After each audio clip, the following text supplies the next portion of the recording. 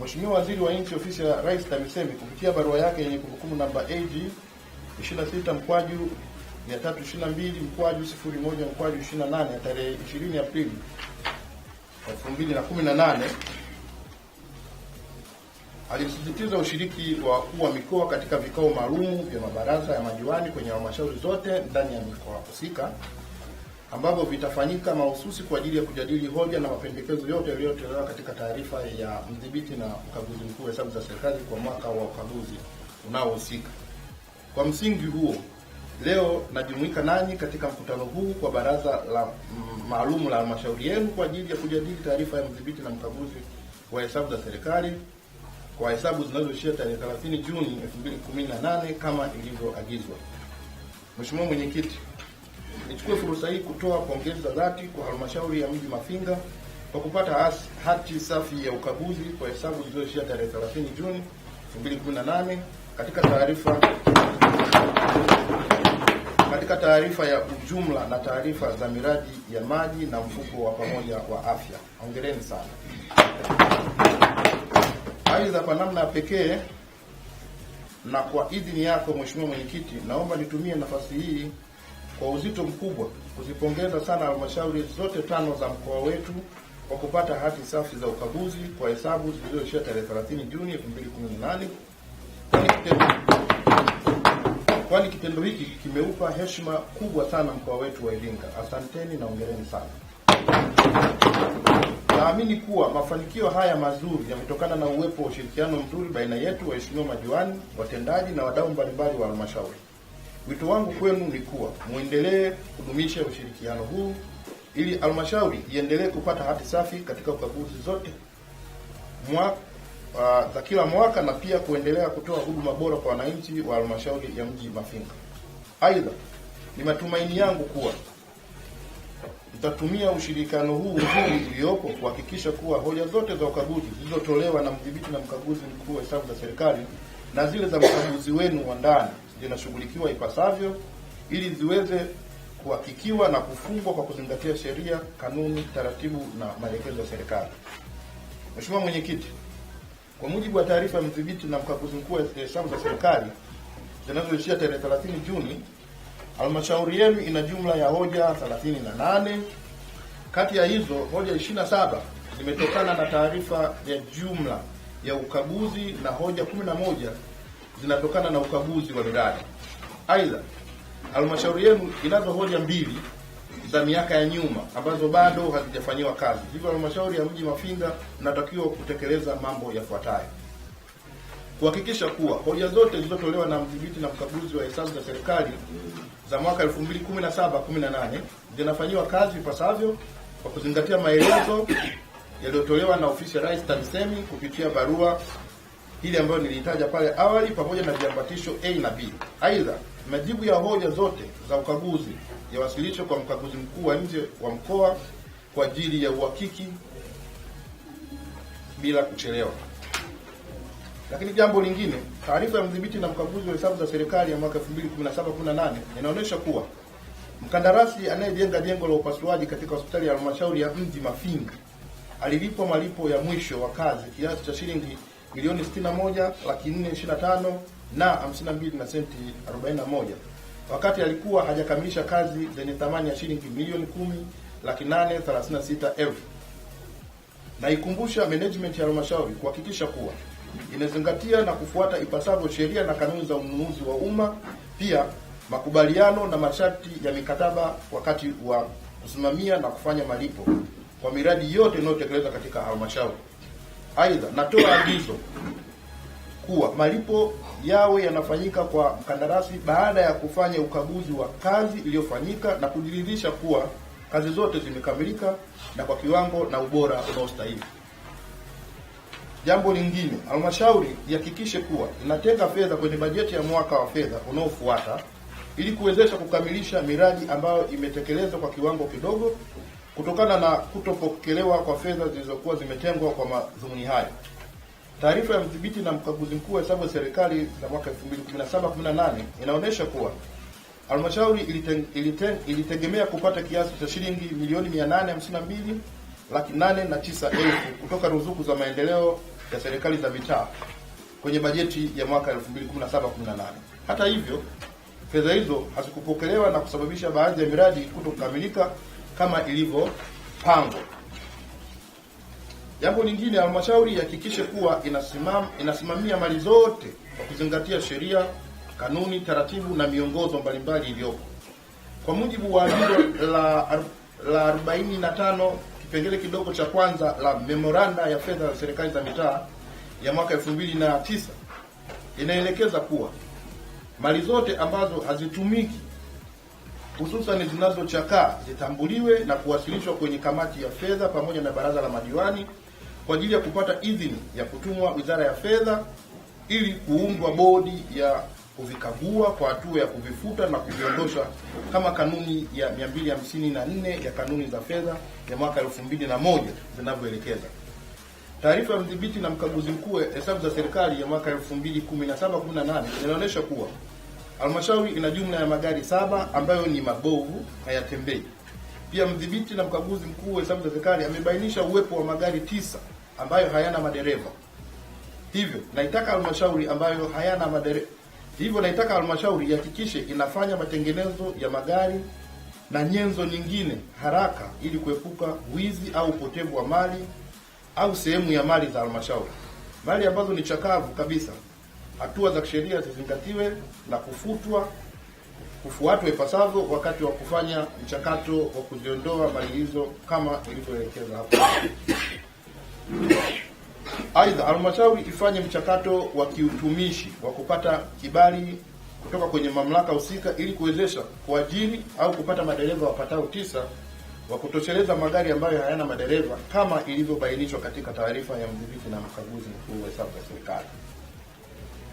Jambo lingine, halmashauri ihakikishe kuwa imeweka utaratibu wa kulipa madeni yanayofikia kiasi cha shilingi milioni 510,422,225 ambayo yametokana na madai ya wakandarasi, watoa huduma mbalimbali na watumishi kama ilivyobainishwa katika taarifa ya mdhibiti na mdhibiti mkuu wa hesabu za serikali ya mwaka 2017-18. Naagiza kuwa madeni yote yanayostahili kulipwa na fedha za makusanyo ya ndani yahakikiwe na yalipwe mara moja, na yale yanayostahili kulipwa na serikali kuu, halmashauri ifanye ufuatiliaji kuhakikisha fedha hizo zinatolewa na kulipwa. Aidha, natoa wito kwa halmashauri kuacha kulimbikiza au kuongeza madeni. Ni vema malipo ya huduma zinazotolewa kwenye halmashauri na makato ya kisheria ya watumishi yakawa yanalipwa mara moja ili kuepuka madeni yasiyokuwa ya lazima. Vile vile, halmashauri ihakikishe kuwa fedha za mfuko wa maendeleo ya jimbo zinatumika baada ya kupata idhini ya kamati ya mfuko wa maendeleo ya jimbo ambayo inaongozwa na mheshimiwa mbunge wa jimbo husika kama sheria ya mfuko huo inavyoelekeza. Taarifa ya mdhibiti na mkaguzi mkuu wa hesabu ya serikali ya mwaka 2017-18 inaonyesha kuwa halmashauri yenu ilitumia kiasi cha shilingi bilioni 711,077 za mfuko wa maendeleo ya jimbo bila idhini ya kamati husika. Aidha, jambo hili limekuwa likilalamikiwa sana na baadhi ya waheshimiwa wabunge kwenye vikao vya kamati ya kudumu za bunge la hesabu za serikali za mitaa LAC na kamati ya tawala za mikoa na serikali za mitaa. Hivyo natoa agizo kwa management ya halmashauri kuwa kosa la kutumia fedha za mfuko wa maendeleo ya jimbo bila idhini ya kamati husika lisije likajirudia tena. Halmashauri ihakikishe kuwa imejenga utamaduni wa kutenga na kuchangia 10% ya fedha zinazotokana na mapato ya ndani kwa ajili ya mfuko wa wanawake, vijana na watu wenye ulemavu. Kwa mujibu wa kifungu cha 37A kifungu kidogo cha kwanza cha sheria ya fedha za serikali za mitaa na marekebisho yake ya mwaka 2018 sura ya 290, swala la kuchangia 10% ya mapato ya ndani kwa ajili ya kukopesha vikundi vya wanawake, vijana na watu wenye ulemavu vilivyosajiliwa ni la kisheria kuanzia Julai 2018. Taarifa ya mdhibiti na mkaguzi mkuu wa hesabu za serikali ya mwaka 2017-18 inaonyesha kuwa halmashauri yenu ilichangia kwenye mfuko huo kiasi cha shilingi milioni 90 tu badala ya shilingi milioni 250 na 88,994 zilizopaswa kutolewa kutoka katika kiasi cha shilingi bilioni 2,500,889,940 zilizokusanya kama mapato ya ndani ya halmashauri. Hivyo halmashauri yenu ilishindwa kuchangia shilingi milioni 160 na 88,994 katika mfuko wa wanawake na vijana, jambo ambalo ni ukiukaji wa sheria kama tulivyoelekeza kwenye sheria hiyo tuliyoirejea hapo juu. Mheshimiwa Mwenyekiti, kwenye eneo la miradi, naitaka halmashauri iongeze nguvu zaidi katika kusimamia miradi ya maendeleo. Aidha, halmashauri ihakikishe kuwa inaingia mikataba na wakandarasi wenye uwezo ili miradi ya halmashauri iweze kutekelezwa na kukamilika kwa wakati kwa ubora unaostahili. Mikataba inayoingiwa kati ya halmashauri na wakandarasi iandaliwe vizuri na kusimamiwa ipasavyo ili kuboresha miradi ya kutekelezwa kuepusha miradi ya kutekelezwa chini ya kiwango. Aidha, fedha zote zinazotolewa na kupokelewa kwa ajili ya miradi, halmashauri ihakikishe kuwa zinatumika katika miradi iliyokusudiwa. Kuhusu miradi ambayo inatekelezwa kwa force account, management ya halmashauri ijenge utamaduni wa kuhakikisha kuwa miradi hiyo inakuwa na usimamizi imara kwa kufanya ufuatiliaji wa mara kwa mara kuhakikisha kuwa miradi inatekelezwa kwa ubora uliokusudiwa na kukamilika kwa wakati kama ilivyopangwa. Mheshimiwa Mwenyekiti, takwimu zilizopo katika ofisi yangu zinaonyesha halmashauri yenu imekusanya mapato ya ndani kiasi cha shilingi bilioni 3,148,631 na 83 na senti 99, sawa na 81% ya lengo la kukusanya mapato ya shilingi bilioni 3,888,855 kwa mwaka huu wa fedha wa 2018/19. Ni imani yangu kuwa kiasi cha shilingi milioni 740,223,917 ambacho bado hakijakusanywa kufikia lengo la kukusanya kwa ukamilifu kabla au ifikapo tarehe 30 mwezi Juni. Kwa mkuu wa mkoa anasisitiza kwamba hizi fedha zikusanye kabla ya tarehe hiyo 30 Juni 2019. Aidha, pamoja na agizo hilo, rai yangu kwenu ni kuwa halmashauri ielekeze nguvu na jitihada kubwa katika kubuni vyanzo vipya vya mapato na kuvisimamia ipasavyo ili kupanua wigo wa ukusanyaji wa mapato ya ndani utakaowezesha halmashauri kupata mapato zaidi kwa ajili ya kuongeza utoaji wa huduma kwa wananchi na kupunguza utegemezi kwa serikali kuu. Mheshimiwa Mwenyekiti, nawakumbusha na kuwasisitiza juu ya umuhimu wa kuzingatia matumizi sahihi ya sheria, kanuni, taratibu na miongozo na maelekezo yanayotolewa mara kwa mara na serikali katika kutumia rasilimali za halmashauri ipasavyo na kwa usahihi mkubwa ili kuhakikisha kuwa rasilimali zote zinatumika kwa manufaa ya wananchi. Aidha, rasilimali zote zinazotumika kwa manufaa ya naagiza kuwa hatua za kinidhamu zichukuliwe dhidi ya watumishi wote ambao watabainika kuisababishia halmashauri kupata hoja za ukaguzi zisizo za lazima. Mheshimiwa Mwenyekiti, mwisho kabisa niseme sababu kubwa inayochangia uwepo wa hoja nyingi za ukaguzi kila mwaka ni kutokana na uwepo wa udhaifu mkubwa wa mfumo wa udhibiti wa ndani katika halmashauri. Hivyo, ili halmashauri iweze kuwa na mifumo bora na imara ya udhibiti wa ndani itakayosaidia kulinda na kusimamia ipasavyo matumizi sahihi ya rasilimali na mapato ya halmashauri, na iagiza halmashauri ihakikishe kuwa inakiimarisha kitengo chake cha ukaguzi wa ndani kwa kukiwezesha kuwa na wataalamu wa kutosha na vitendea kazi vya kutosha ili kiweze kutekeleza majukumu yake ipasavyo kwa wakati na kwa ukamilifu unaostahili. Aidha, sambamba na hilo, natambua kuwa hivi karibuni sekretarieti ya mkoa imeendesha mafunzo ya kuwajengea uwezo wajumbe wa kamati za ukaguzi wa halmashauri yenu ili waweze kuwa na uelewa wa kutosha kuyamudu majukumu yao. Jukumu lenu kubwa kama halmashauri ni kusimamia, kuipa ushirikiano mkubwa kamati ya ukaguzi ili iweze kutekeleza majukumu yake kwa ufanisi kama ilivyoelekezwa katika agizo namba 12/5 kipengele cha A mpaka G la memoranda ya fedha za serikali za mitaa ya mwaka 2009. Naamini kuwa kama mifumo ya udhibiti wa ndani na kamati ya ukaguzi itaimarika na kufanya kazi ipasavyo, tutaisaidia halmashauri kuepukana na hoja za ukaguzi zisizo za lazima ambazo hutolewa kila mwaka. Mheshimiwa Mwenyekiti, baada ya kusema hayo, nawatakia kikao chema na majadiliano yenu yenye kuleta tija na maendeleo kwa halmashauri yenu. Asanteni kwa kunisikiliza. Lakini niseme kwa niaba ya halmashauri, sisi kama halmashauri tunajipanga kuhakikisha kwamba tutajibu hoja zote za ukaguzi, lakini maagizo yote tuliyoelekezwa na Mheshimiwa Mkuu wa Mkoa tutayatekeleza. Lakini pia yako ambayo kama nilivyoeleza hapo awali kwamba tutahitaji msaada wa ofisi ya Mkuu wa Mkoa, na yenyewe tutawaomba muondoke nao na kwamba tutahitaji, na tutawaomba mtusaidie bila kuyatatua.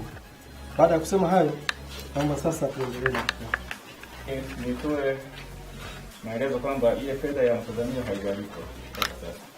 Kwamba mkandarasi anatakiwa alipe shilingi milioni 23 haijalipwa mpaka sasa, na kuna kazi ambazo zilikuwa hazijakamilika pale ambazo zenye gharama yake ilikuwa milioni 10.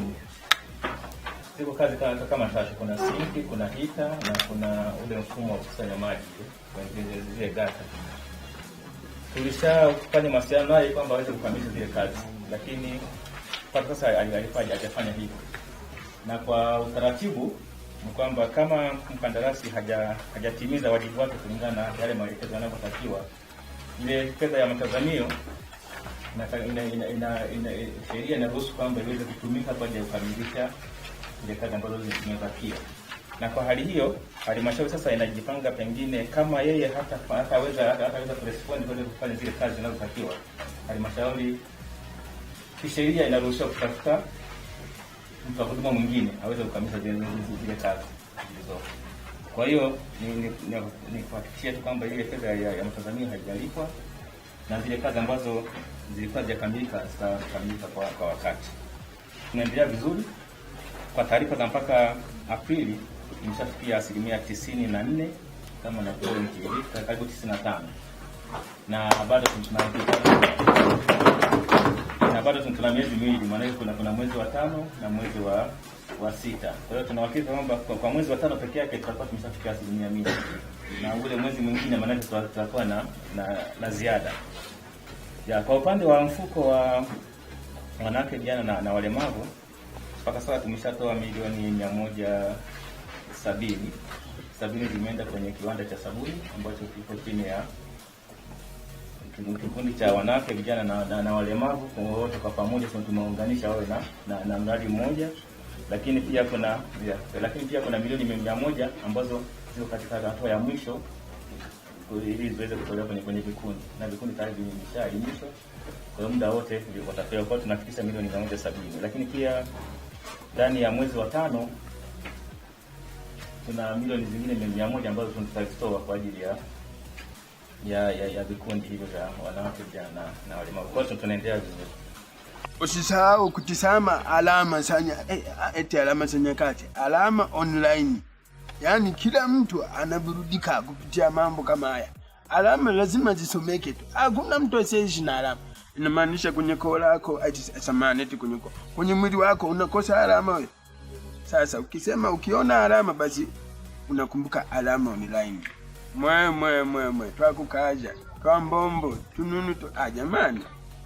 Mlowike. Ulina matingo angalia alama online.